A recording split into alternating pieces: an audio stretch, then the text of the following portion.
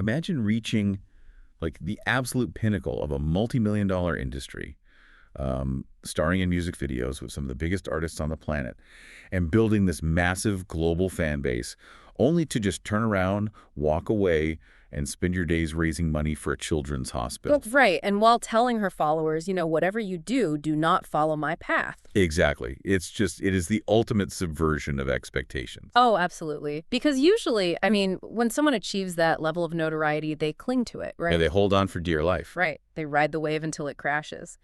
But the story we're doing a deep dive into today, it's about someone who realized the wave was toxic and just decided to build her own boat instead. Which is exactly the mission of our deep dive today. We're exploring the really fascinating, highly unexpected career trajectory of Nacara Cortez-Acasten. Though most people probably know her by her stage name, Aurora Jolie.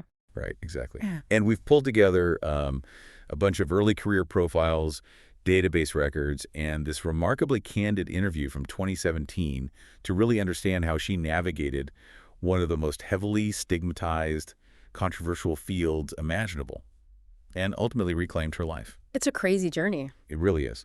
Before we get into it, I want to say if you like what I do and want to support me, you can help out with a donation on Revolut or PayPal.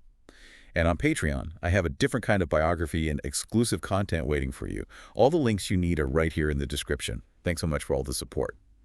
So how does someone go from a highly controlled environment to achieving total creative and physical autonomy? Well, to understand the mechanics of that escape, you really have to look at the psychological foundation she started with, which is the exact opposite of what you might assume for someone who built a career in the mature entertainment industry. Right, because she was born in Naples, Italy, I think in 1988. Yeah, to parents who were actively serving in the United States military. And they were deeply religious, right? I mean, Yeah. the sources highlight that her upbringing in Virginia and later in Burbank, California was like highly traditional. Precisely. So you have a military framework combined with a religious framework. Wow, yeah. And that creates an environment where rules, boundaries, and discipline are just deeply, deeply ingrained, which makes the sudden pivot in her timeline so jarring. Because she was kind of a self-described dork, wasn't she? Yeah, by her own admission, she had a very dorky, tomboyish high school experience.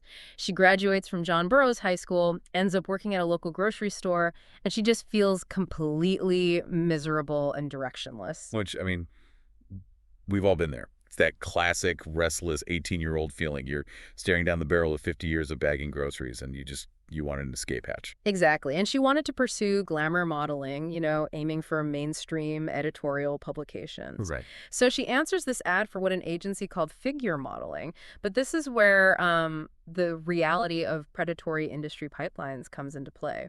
Because that ad was essentially a funnel, right? A total funnel. Within 8 weeks of getting her high school diploma, this is in August 2006, she was pulled directly into films for mature audiences. Wait, I need to stop you right there. We are talking about jumping from a grocery checkout line in Burbank to one of the most intense, coercive environments in media. Yep. And all in the span of 2 months. 2 months. It is staggering. This is an industry notorious for overwhelming young performers. The entire structural design of those traditional studios at the time was to blur lines, break down inhibitions, and just push people past their comfort zones as quickly as possible. Because that's what translates to highly marketable footage. Exactly. But according to the sources, that is exactly where she broke the mold. Oh, yeah. This is my favorite part of her early story. Despite entering this extreme industry that literally demands absolute compliance, she famously maintained a strict, hard line against traditional intimate scenes. Right. Like, she chose a highly specific niche category of performance and completely refused to cross over into anything else. Which is arguably the most fascinating paradox of her early career. She stated publicly that she was technically a virgin when she entered the industry. Which is wild to think about. It is, and she was remarkably articulate about her reasons for drawing this line. Psychologically, she wanted to preserve that traditional aspect of intimacy for her personal life. She wanted her first time to be a meaningful connection, not a transaction on a film set. It's like someone deciding to become a world-famous food critic, but absolutely refusing to eat vegetables. That's a great way to put it. You just wonder, how does someone succeed in a field known for having zero boundaries by drawing one of the most rigid boundaries possible? And the sources show there was a deeply pragmatic side to this too, beyond just the emotional aspect. Oh, absolutely. The health mechanics of that industry can be brutal, and she explicitly cited wanting to avoid the risk of pregnancy and protect her long-term reproductive health. Which is so smart for an 18-year-old. Incredibly smart. She had seen the severe physical complications other performers faced, and she simply opted out of that risk pool. It reminds me of the diamond industry. How so? Well, if you think about it, diamonds aren't actually the rarest stone on Earth. But companies like De Beers artificially restricted the supply to make them the most valuable. Ah, I see where you're going with this. Right. So in a market flooded with young performers who were willing to do absolutely anything the directors asked, she became the De Beers of her industry by artificially restricting what she would give the cameras. That is a perfect analogy. We are talking about the scarcity principle in action. Yeah. In an environment designed to strip agency away from young women, a hard boundary accidentally becomes the greatest marketing strategy she could have deployed. Wow, yeah. By saying, I will not do this, she instantly differentiated herself. It created this massive aura of exclusivity around her brand, basically forcing the industry to interact with her purely on her own terms. And if you're listening to this and wondering if drawing a hard boundary at work actually pays off, the answer in her case was an overwhelming yes. Huge, yes. The databases show she didn't just survive, she dominated. She filmed over 166 projects for major traditional studios, like legacy names like Vivid and Digital Playground. She was operating at maximum capacity. I mean, she won the 2008 Urban X Award and pulled in multiple industry nominations across the board, the AVN Awards, FAME, Night Moves. All while keeping that boundary. Exactly. Because of that scarcity you mentioned, she was at the absolute top of her specific ecosystem. And that success actually spilled over into mainstream media, which was a monumental feat in the late 2000s. We're talking about high-profile hip-hop music videos. Oh yeah, her crossover was huge. She was featured in the video for The Game and Kanye West's Wouldn't Get Far and Trey Songz's Brand New. She even modeled for the Daddy Inc. clothing line. And the mechanism behind that crossover is really interesting. There was this brief cultural window in the mid to late 2000s where mainstream music and the mature entertainment industry heavily overlapped. Right, you saw that a lot back then. Yeah, being cast as a featured model in those hip-hop videos was the ultimate status symbol. It elevated her from a niche performer to a recognizable piece of pop culture architecture. But just as she is hitting this unbelievable peak, she hits a wall that no amount of boundaries or marketing can fix. In December 2009, she receives a diagnosis of hypertrophic cardiomyopathy. Which is a severe form of heart disease. It's where the heart muscle becomes abnormally thick, making it much, much harder for the heart to pump blood. How does someone even process that? Your entire livelihood is tied to physical stamina, high energy output, and looking visibly healthy on camera. And suddenly, at 21 years old, you have a major cardiovascular condition. It forces an immediate shift in priorities. I mean, when you are in your early 20s, especially in a field that rewards youth and perceived physical invincibility, mortality is not on your radar. Not at all. But hypertrophic cardiomyopathy is a condition where intense physical exertion can literally trigger sudden cardiac events. The mechanism of her daily work was suddenly a direct threat to her life. It takes the concept of career longevity out of the business context and puts it strictly into a biological one. You can no longer rely on a studio system that demands relentless physical output. Because those traditional studios do not offer a safety net if your heart gives out on set. Exactly. The power dynamic shifts from being an inconvenience to being a lethal liability. She had to figure out how to maintain her income without putting her body at the mercy of a director's schedule. Right. Before we explore exactly how she dismantled her reliance on that system and built something entirely new, I want to take a quick second. If you're enjoying the vibe, go ahead and hit that like button, subscribe to the channel, and share this video with your friends. It really helps us out. So when we look at her transition post-diagnosis, we see her officially retire from the traditional studio films around 2012 or 2013, with Caballero Home Video being one of her last major releases. But she doesn't just vanish, does she? No, not at all. She pivots to independent direct-to-fan platforms and cam shows. And in her 2017 interview, she breaks down the logic behind this, and it all comes back to that initial theme of control. Right, because she explains that this indie route is infinitely safer and healthier. Let's look at the financial and operational mechanics of why that is. In the traditional studio system, a performer is usually paid a flat day rate. They show up, do the work, and the studio owns the intellectual property, the footage, forever. While the performer only ever saw that initial paycheck. Exactly. The studio makes money off that footage for decades, but on independent platforms, the performer becomes their own studio. You own the copyright to your videos, you dictate the pricing, you can build recurring subscription revenue. And crucially for Aurora's health, she could work from her own home. She set the hours, managed her stamina, and completely eliminated the risk of walking onto an unregulated, potentially dangerous set. She even discussed dreams of launching her own platform, right? Because she felt the existing indie sites were still taking too high a percentage of the profits. Yeah, she was always looking at the business end of things. There is a highly specific detail from that 2017 interview that really illustrates how deep this need for control went. When discussing the physical products she uses for her independent content, she went out of her way to state a strict preference for glass items. It seems like a minor consumer preference, but it is actually a massive indicator of her mindset. Right. She points out that glass products are higher quality, but more importantly, she highlights the material safety. She wanted to actively avoid the plastics and jelly materials that contain known cancerous agents. Which makes total sense. Yeah, and if you're listening to this and thinking, well, that's just a health-conscious purchasing decision, you really have to look at the broader context.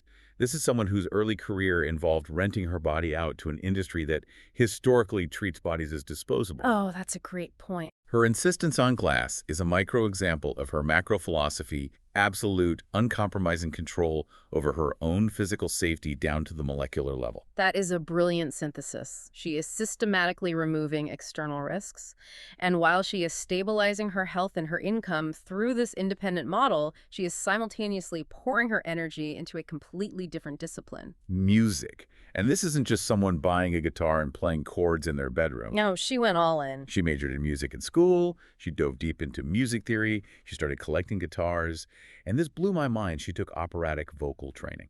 The operatic training is the detail that fascinates me the most. Opera requires immense breath control, vocal cord discipline, and just years of rigorous, structured practice. It's so demanding. It really is. It is another form of extreme bodily control, but one dedicated to classical art rather than mature entertainment. It proves she wasn't just casually dabbling. She was building the architectural foundation of a real musician. There was a moment in the interview where she was asked about collaborating with her former industry peers.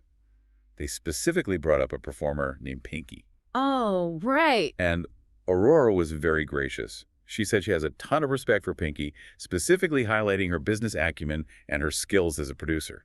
But she drew another one of those famous boundaries, didn't she? She did. She made it crystal clear if they were to collaborate now, she would only want to do it on music. Yeah. Her exact quote was, "Let's move forward with new art and content." That phrasing is just a masterclass in professional diplomacy. She isn't burning bridges. She is actively validating the intelligence and the hustle of the women she used to work with. Right, but she is firmly shutting the door on repeating the past. Exactly. She is saying, I respect you, but my identity has diversified and my art has changed. She also attempted to pivot into mainstream acting during this period. She did background work for network television, and she landed roles in indie comedy films like Evil Bong 420 and Evil Bong High Five. Which is a fun pivot. Yeah. But this brings us to the stark reality of the industry she left behind and the permanent shadow it cast. Because despite her successful pivot to independence in music, she refuses to sugarcoat the structural traps of the mature entertainment world. Looking back with the perspective of a seasoned independent creator, her advice to young women considering the field is a blunt, unfiltered, don't do it. It is a definitive warning from someone who actually survived the gauntlet. She absolutely shreds the popular myth that doing films for mature audiences is a backdoor to Hollywood. She warns that the stigma follows you everywhere. Oh, it really does. If you want to transition to traditional acting, you will face permanent typecasting. She even pointed out that if you want to do high-end glamour modeling for companies like Playboy, they historically avoid performers with her specific background. She specifically mentions the 30-mile zone casting horror stories. Right. Can you explain that for the audience? Sure. So for those unfamiliar, the 30-mile zone, or TMZ, refers to the historic studio zone in Los Angeles. The casting directors operating inside that mainstream bubble are notoriously allergic to crossing over actors from the mature entertainment field because of perceived brand risk. It's basically a blacklist. Essentially, yeah. Aurora recognized that the system is structurally designed to keep you boxed in. which creates this incredible, fascinating tension in her story. You have a woman who reached the absolute zenith of her field. She won the award, she made the money, she crossed over into hip-hop pop culture, Yeah. and she turns around and tells her fans, learn from my survival, but whatever you do not follow my footsteps. It reveals immense intellectual growth. She realizes that she is the exception, not the rule. She survived because she established those rigid boundaries on day one, and she escaped because she leveraged the independent digital economy before her health collapsed. But she knows the game itself is rigged against the young women entering it. If you're listening to this and thinking, well, if the game is rigged, why not just take your money and walk away quietly? You really have to look at what she did next. Because for Aurora, she found her ultimate purpose completely outside the realm of traditional media and entertainment. Yes, the philanthropy chapter. Ugh. This is where she truly reclaims her narrative. She became an avid Twitch streamer. Yeah. But she wasn't just casually gaming. She weaponized her digital platform for the Extra Life campaign. Which is such a cool initiative. It is. She rallied her community to raise tax-deductible funds for St. Luke's Hospital, which is the only children's hospital in Idaho. Think about the mechanics of what she is doing there. She is taking an audience that was originally built in a highly stigmatized, visually focused industry, and she is redirecting their attention and their wallets toward pediatric healthcare. That's amazing. She is effectively retraining her audience to value her for her mind, her hobbies, and her philanthropy, rather than her physical appearance. It is an incredible transmutation of influence. It really is. So let's step back and look at the full picture of Nakara Kasten. She goes from an unhappy 18-year-old bagging groceries to navigating a highly coercive, controversial industry by utilizing the scarcity principle and drawing unbreakable boundaries. Right. She survives a severe heart diagnosis by walking away from the traditional studios, pioneers her own independent digital footprint, trains as a classical musician, and becomes a philanthropic gamer raising money for sick kids. It is a profound journey of self-determination. She refused to let the worst aspects of her early environment dictate the rest of her life. And the reason this matters to you, whether you work in tech, retail, or the creative arts, is because her story is the ultimate blueprint for establishing boundaries in environments that actively try to erase them. Absolutely. It proves that you can reclaim your own narrative, even when corporate structures or societal stigmas try to box you into a single permanent identity. But, it also leaves us with a critical, somewhat uncomfortable reality to ponder. What do you mean? Well, we've seen how brilliantly she adapted. But in an era where every search result is permanent, where every early career choice is forever indexed on a server, will society ever truly allow individuals to outgrow their controversial past? Or is our modern internet structurally designed to ensure we can never fully escape our digital footprints, no matter how much good we do?